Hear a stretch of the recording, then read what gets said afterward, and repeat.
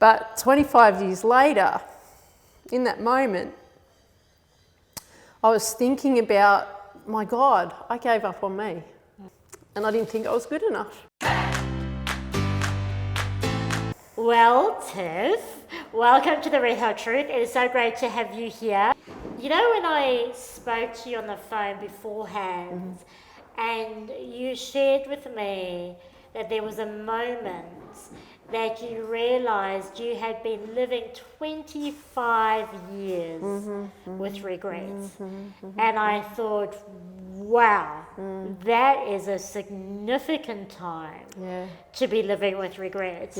Tell me about that story. I was thinking about my nieces. Evie she's now 12, but she was 8 at the time, and Lillian was 4. And I was thinking about them, and I was thinking about how they had this opportunity to have a wonderful life, and I was thinking about how I'd love them to grow up to be confident, really believe in themselves, go after their dreams, because I love them so much. And I was thinking about that, and I thought, I don't want them to grow up with hang-ups, and I don't want them to grow up not thinking that they're good enough, and not thinking that, you know, that they could believe in themselves enough to really go after what they wanted in life, and to never let anything hold them back. And what I found was, when I was thinking about that in that moment, I realised that I had done that to me. So from the age of 20, when I gave up on my tennis career, I looked at it that I gave up on me. And then, and I'm going to get emotional in a second, but 25 years later, in that moment, I was thinking about, my God, I gave up on me. And I didn't think I was good enough. And I went through that. So I spent probably the next 2 hours sobbing like uncontrollably. Do you need a tissue? Yeah, no, I'm good. Because I don't have one handy. I didn't think it was going to bring up so much emotion. And that's great that it brings up emotion, because it's so true to you. Right? That's wonderful. Yeah. And my husband, we call him Coxie, he was like, oh, you know, I've got to fix you, I've got to help you, stop crying, you know, what can I do? And I said, just let me cry. I said, I've been holding on to this for 25 years. And I didn't realise until that moment, when I was thinking about my beautiful girls that I love so much. She loves you a lot. And that's amazing. And so what I found really fascinating when I was reading the form that you sent back to me was that you left school and you decided to follow a tennis career, and you went to a tennis academy, and that didn't quite work out the way you thought it would. And from the age of 20, when you decided not to pursue that anymore, you were so hard on yourself. And I thought, wow, but that's such a young age to have such a fixed idea of who you want to be. Where did that come from, do you think?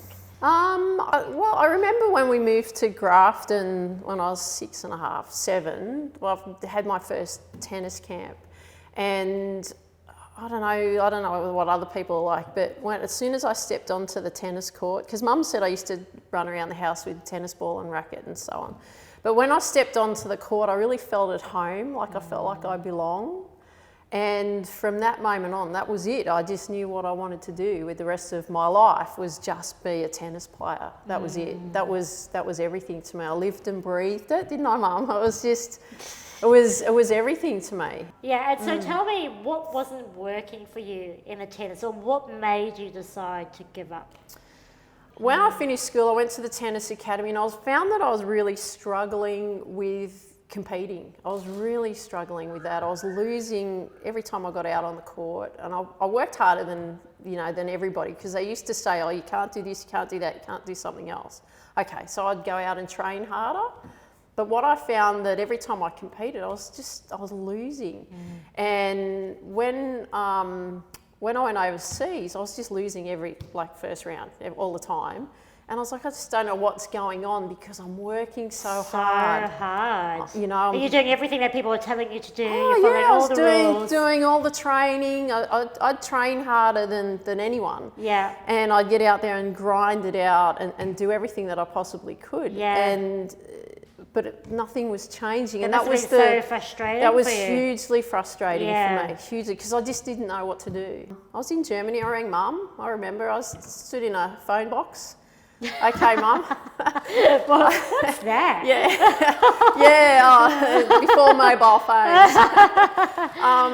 And I said, okay, I've decided to come home. I'll go to university, because the big thing for her, you know, with especially me and my sister, was to go to uni, which I wasn't interested in. But I said, okay, I'll go to uni, and I'll go and get a real job, because Dad and I used to have this running thing where he always wanted me to get a real job. I've never had a real job, whatever that is. But what is a real job, really? Yeah. So his idea was, you know, that 9 to 5 thing, Yes, whereas of I've never. course. So your dream of being a tennis player has ended, and not only that, you were then living someone else's, or trying to fit into someone else's idea. I was trying to figure out who I was. Yeah. You know, and all I saw myself was a failed tennis player. Yeah. And I saw myself as that for 25 years, as a failed tennis player. And how did that translate in your life for you? Like, did you have negative self-talk? Did you lack confidence? Did that stop you from doing things? Because I know lots of young women out there feel like failures. Yeah. You know, at a young age, because from a young age they're really told to compare themselves to X, Y, and Z. You go through school and you're taught to compete against the next person. The best person gets the A, or whatever it is. Yeah. So, and I really want them to hear how that was for you, so they can look at it and go, actually, I get that. So I do remember, there's things I remember. So I've seen photos of myself through that time, especially through my 20s, early 30s. I see this incredibly sad young woman.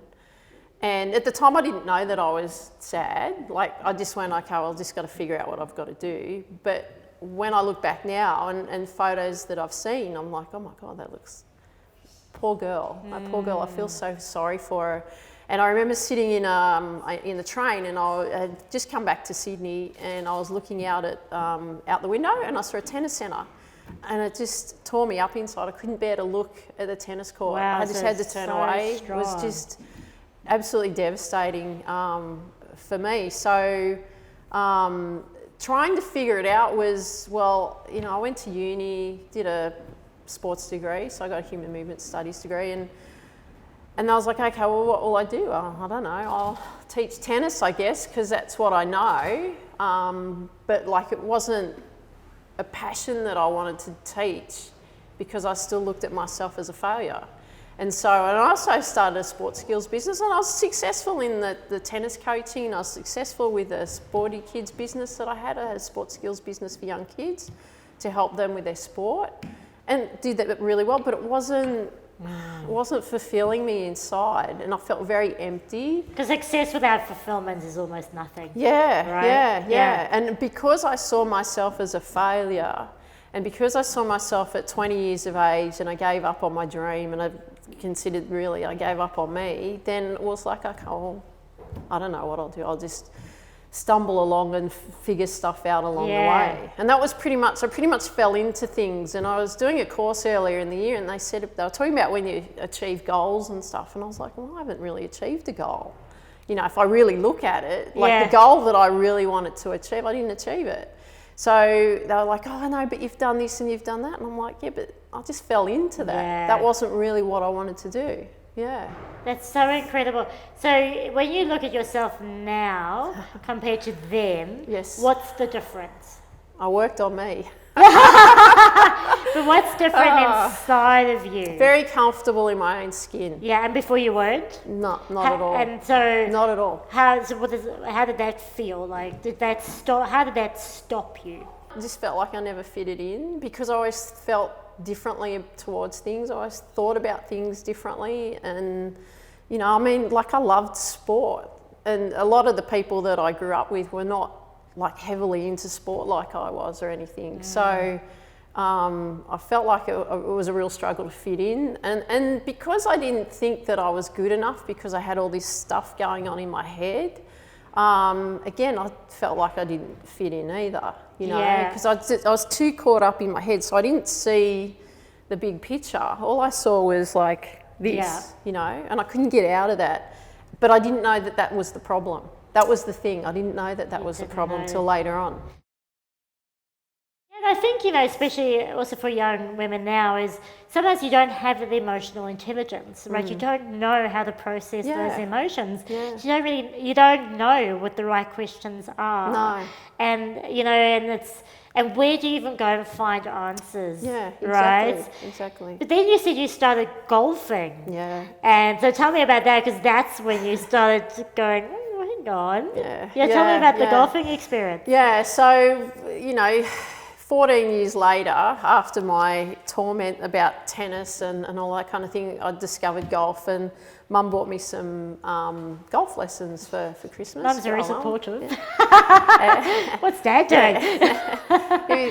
He wants you to get the real job. Yeah, the real job. But one of Dad's friends actually said to me, look, you know, because my parents had a real estate agency, and he said it'd be a really good idea if you would go and learn to play golf, because he said it'd be good for networking and all of that. And I actually thought, I'm not really keen on learning golf, you know, but I think I'll go and do that. And I actually didn't really go to learn golf. I actually went to go and meet people, because I became so insular. I just didn't want to, because I actually moved back with my parents. I was in some terrible relationships, all for the wrong reasons, because of how I felt about me. Oh, exactly, right. And you attract the like people. That's totally, right. And so we went through this transitional period, you know, 33, moving back with Mum and Dad. Oh, great. They're all I'm sure they were excited. All their friends are saying, you know, like, you should be married and you should be having kids. And I'm like, there must be something wrong with me, you know, all of this sort of stuff. Oh, totally. And so learned to go and play golf to go and meet people, to get myself out of how I was feeling. As you say, you can't see past the blackness. No. Right. No. And so you went to tell me what happened when you started playing golf. My God, I thought it would be really easy. It's not right, because I have tried to hit a golf ball and I couldn't do it. No, it's not easy. I thought, you know, how hard can it be? I've played every sport there is, right, and done pretty well at it. Tennis, you know, the ball's moving, and you know, you got to run to the ball and so on. Well, this one's still. It's just sitting. All you got to do is swing down and hit it. Yeah, very interesting. What was the lesson then, to not have the expectation? Not to have the expectation, and to start as a beginner. Have a beginner's mindset. What social media does is just show, you know, like a glamour photo of somewhere you've been, a holiday. I mean, I'm the same. I share wherever I've been, and it looks fantastic. And you're like, oh, you're living the life. But they don't see what's behind the scenes. They don't see that you're getting up at 4 o'clock in the morning and you're training your butt off at the gym, and then you're going to work, and then, you know, all these things that I've been doing with building this, you know, this new business that I want to build. They don't see that I'm, you know, awake from 4 o'clock in the morning till 8:30 at night, you know, and Ian's telling me to get off the laptop, and have a break, you know, doing all of the hard work to get something, you know, keep going. Yeah, for sure. And I think we blame social media for too much. You know, everything's social media's fault. But really, isn't it up to us, even as an older generation, to teach our younger generation how to grow up? Yeah, exactly right. Because we don't come with a handbook. No. Do we? We've got to figure it out along the way. Yeah. Right? And so it makes it very difficult, because they don't know what to do, because no one's teaching them. Like, I started a podcast show last year. Yes, I was listening to some of your episodes. And it's, you know, the messaging is getting so much better in it, but it's I want to show them that, hey, look, you know what, if you want this dream, especially because at the moment I'm wanting to help young sportswomen, you know, if you want this dream, then there's all these things that you're going to have to do, and these are the steps that you've got to take. And I'm doing that because I wish that was given to me. I wish I had someone out there that said that, you know, that was an athlete and said, look, Tiff, you've got to do this, this, this, and this, and you've got to work on this, this, this, and this, and you've got to analyse your game this way, and you've got to, you know, all of those kinds of things that you need to be doing. I wish someone had helped me do that, because I would have been become the tennis player I really wanted to become. So tell me what other lessons did you learn during golf? Oh, gee whiz, there's so many things. I learned so much about me. This is where everything started to change, because when I took up golf, I was like, oh yes, I've got this chance to be this athlete again. Oh my God, really? Yeah. I was like, okay, tennis didn't happen for me. Golf is it. I've been given a second chance, and I'm not going to stuff this one up, you know. So the training aspect didn't floor me at all. It was like, okay, I've got to do what I've got to do. If I've got to do the 12-hour days and do that, that's what I did, you know, when I had the time. Because I had a tennis coaching business still and my sports skills business. So I just worked everything around that. So, and also, you know, I did work with mum and dad as well. So we worked around that. So I spent my life down at the golf course. So rather than being a kid at the tennis courts like I used to be, I became an adult at the golf course. Okay. All the time. Big kid. Picking up sexy men. Yeah. That came later. Oh, later. Yeah.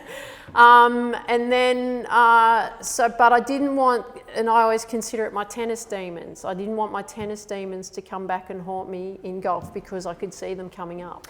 Oh, so you could see them. I was aware of it.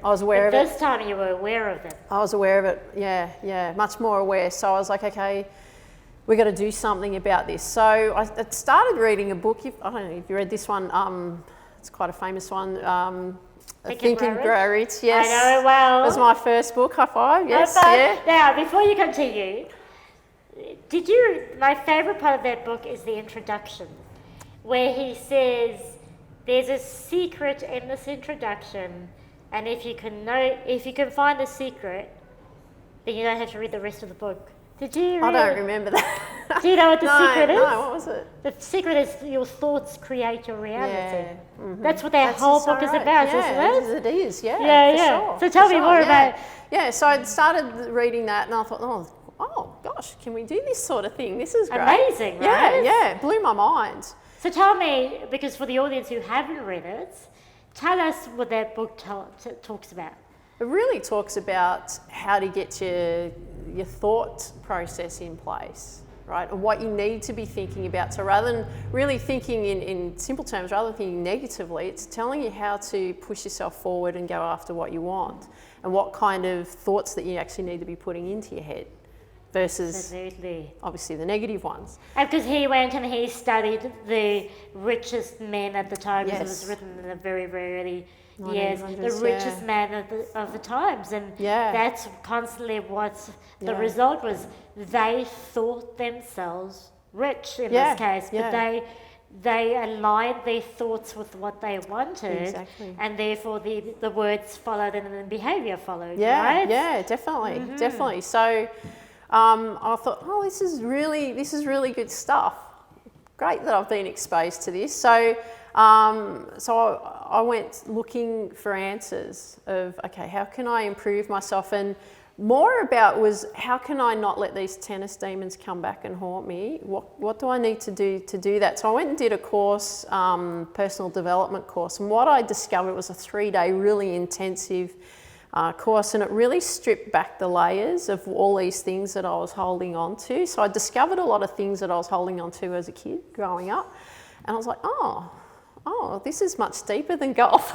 I'm learning more about me. Oh, that's weird, because all I wanted to do was learn how to shift my thinking into playing into that zone, that perfect zone, everything flows. The winner's mindset. Yeah, and just everything just flows. Like, you don't have to think about it, it all just happens. You don't have to try too hard, because it's just there in your hands. It's just an amazing feeling. And I thought, I just want to learn how to do that, all the time. And so what ended up happening was I discovered about me, and I was like, okay, this is... Were you surprised what you found? Yeah. I didn't realise all the thoughts that I had actually was holding on to were the things that were actually holding me back from moving forward.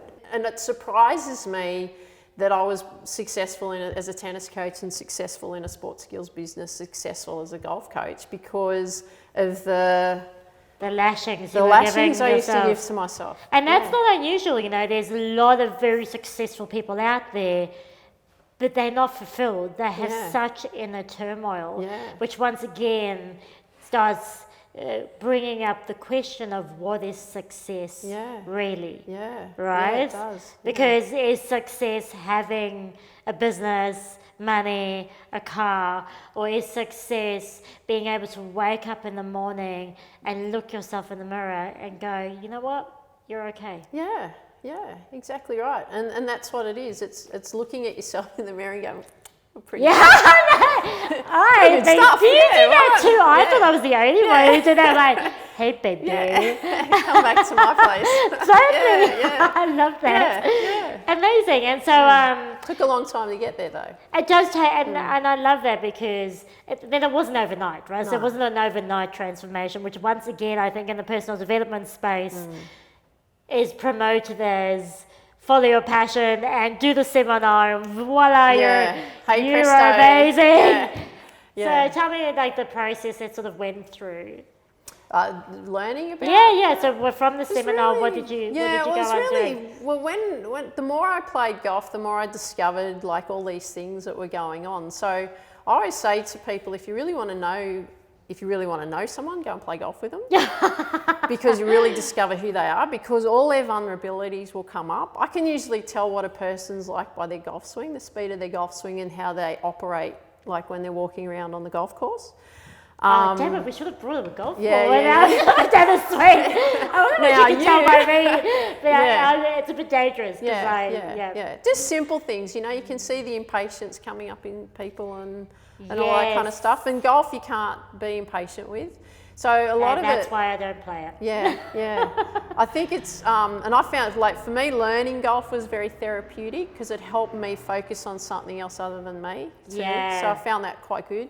And I want to stop you there. You just said it helped me focus on something else other than me. Yes. And I feel that when we get in that depressive, let me scrap that word, where we come into that low space, the focus is so on self, so on ego, that, and it's relentless, you know, it's a relentless focus on self, and then often coming out of that, as you say, doing something or even being of service, like going out, helping someone else, helps you break out of yourself because you really are trapped within. Oh, big time. Right? Big time. Yeah, and that's where I think it is. It's almost a very victim-like, egotistical behavior. You know, it doesn't, you wouldn't say so, but it is. It's very victim, woe is me, victim behavior, right? Poor little me, right? Yeah. How important do you think it is not to identify with a goal? So what I mean by that is so often we want to reach a dream and then we reach it and we go, oh, is that it? It's like Christmas. Right? It's like looking up for Christmas. And then it's just the next thing. It's just looking externally. Once again, it's looking externally for fulfillment. Right? Only when I achieve this goal will I feel fulfilled. Yes. But how important is it to feel fulfilled from the inside? Incredibly important. How do we do that? Well, again, it's a journey, isn't it? It's the things that you're going to be doing each day to help you get to where you want to go. What do you do to connect with yourself internally? I meditate. I visualize. I write out. I set it. I set goals for the day of what I want to accomplish, and it's not like, oh, you know, I've got to earn this amount of money and I've got to do this, this and this. It might be, I want my back to be pain-free today. You know, something simple like that. I want to go out and enjoy teaching golf today. Or I want to go out and have fun with my nieces, whatever we do today. Or, you know, I'm looking at the things that bring me joy. Yes. You know? And I think that's where we get too lost, is that we're so focused on, I've got to get that goal, and we lose sight of, well, why are we here?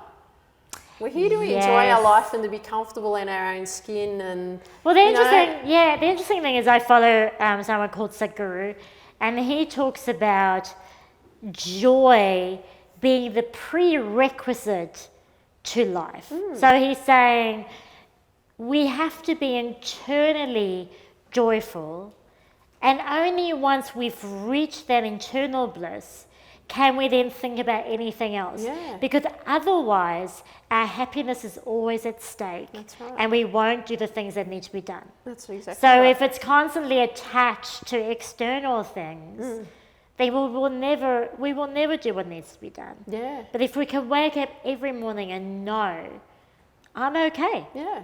Yeah. I'm okay. Yeah. It doesn't matter what happens, it doesn't matter what someone says, I'm okay. Exactly And right. meditation is amazing for that. isn't it? Meditation's really, it's really good. It just gets you, I like meditation more because it helps me stay in the moment. So it helps me, and you know, again, I use it from a sports point of view because it's all about learning how to focus, but you've got to enjoy what you're doing. You know, like I see the older women who play golf and they're like, oh, I've got to get rid of this ball and I've got to do this with it. Why don't you enjoy the shot? You're here to enjoy the game. Like, why don't you come out and like, oh God, that felt like a great shot. Whereas they'll hit a shot which I think's pretty amazing for them, and they'll look at me, but it went in the bunker, and it's like a sand pit. Yeah, I know what a bunker is.